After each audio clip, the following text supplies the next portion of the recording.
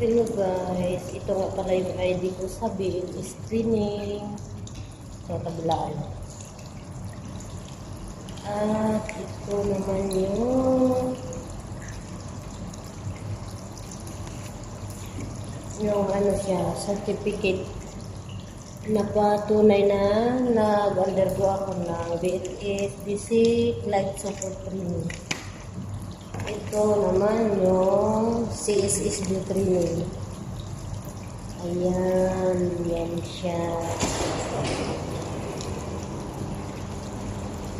Ito sa Healthcare Awareness Seminar Training. At ito yung sa Home Care Management Training. Yan, lahat yan. Sa school lang, local course. Ito yung certificate bigay ng ambassador ng financial literacy training.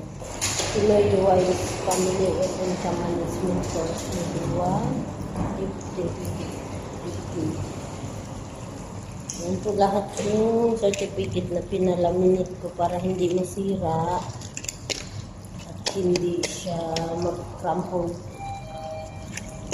Para maitago ko maigi kahit mabasa man siya ulan, hindi siya nasisira.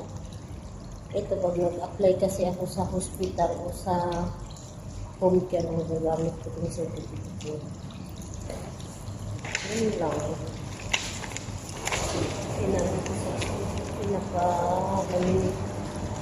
At ito pa, parang photo ng ID ng BLS ID. Yun lang guys.